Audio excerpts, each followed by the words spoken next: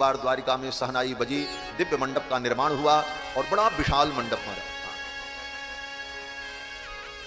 कन्हैया ठाकुर जैसा ब्याह करते हैं ऐसा कोई ब्याह कर नहीं सकता। इतने बड़े पांडाल में तो ज्यादा से ज्यादा 2000 आदमी बैठे होंगे, और जिसमें 16,100 कन्याएं बैठे और एक दूल्हा बैठे। इतना बड़ा विवाह का मंडप बना, क्या वैभव रहा होगा द्वारिका का उस समय।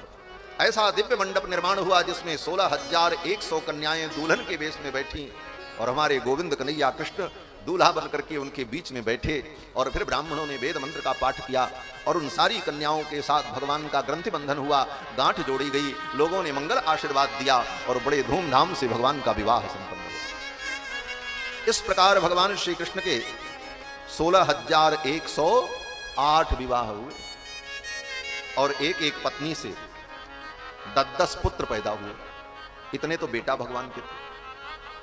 16,108 पत्नियां और एक एक पत्नी से 10-10 बेटे। कितने बेटे हो गए? बोले 16,108 गुणे 10 बराबर जितना हो जाए, गणित आप लगाते हो, इतने तो बेटे हुए। और बेटियां बोले 16,108 जो पत्नियां थीं उनसे एक एक बेटियां, 10-10 पुत्र और एक एक बेटी। और फिर उन एक एक बेटों के 10-10 बेटे पैदा हुए। इतने नाती पोता भगवान। कृष्ण भगवान का ये चरित्र बड़ा अद्भुत। और 16,108 पत्नियां जो किसी एक महल में नहीं रहती थी, सबके महल अलग अलग। बोले एक साथ रहेंगे तो झगड़ा हो जाएगा महाराज। सब अलग अलग अपने अपने सुख सुविधा में रहती थी। और भगवान कहां रहते थे ये प्रश्न हो गया। बोले 16,108 महल और सब महल में एक एक पत्नियां, तो भगवान किस महल में रहते थे?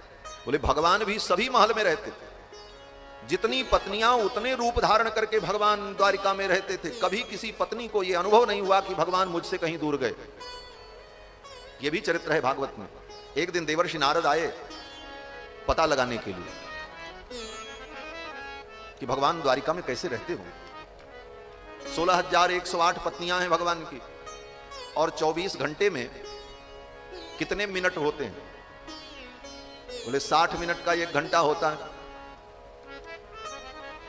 60 मिनट का 1 घंटा, तो कुल मिलाकर के 24 घंटे में 1380 मिनट होंगे।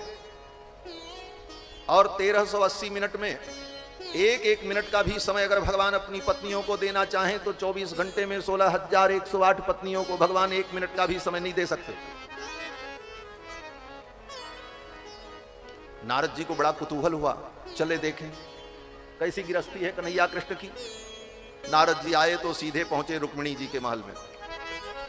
रुक्मिणी जी के महल में जब प्रवेश करते हैं नारद जी तो देखते क्या है।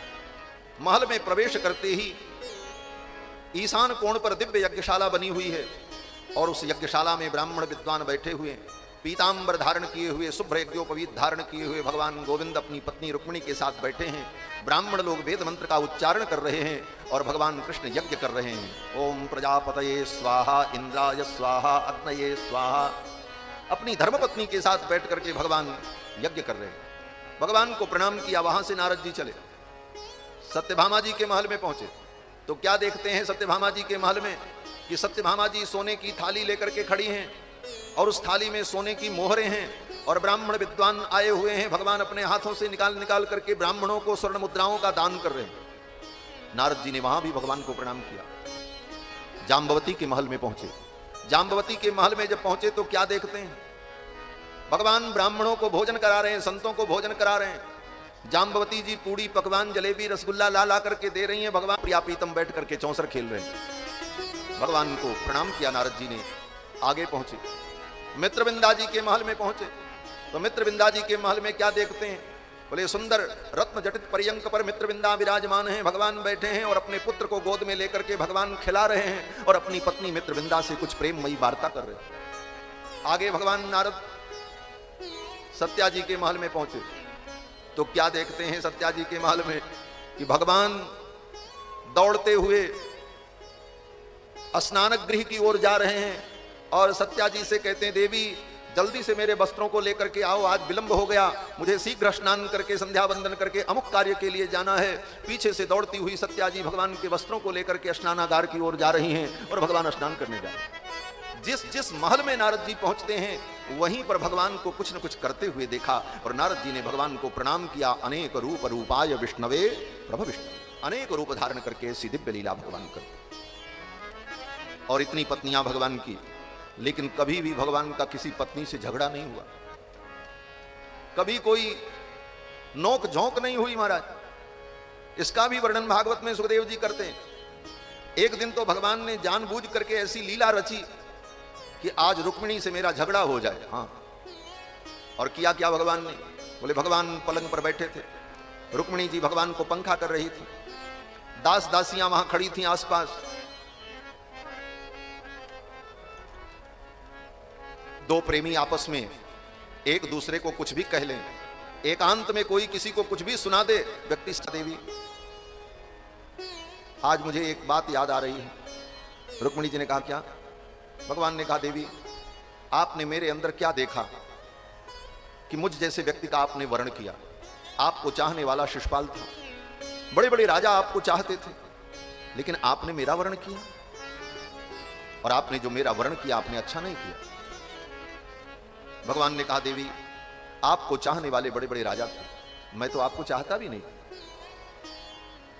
मैं तो आपको चाहता भी नहीं था, कभी मैंने सोचा भी नहीं था, लेकिन आपने मेरा वर्ण किया। दूसरी बात, वो सब राजा थे, मैं तो राजा भी नहीं हूं, मैं तो द्वारका का छड़ीदार हूं, यहां के राजा तो महाराज उग्रसेन है, मैं तो उनका छड़ीदार हूं, लेकिन आपने मेरा वर्ण किया। आप इतनी सुंदर और मैं, बोले मैं तो काला कलूटा, सब कहते हैं कन्हैया काला है।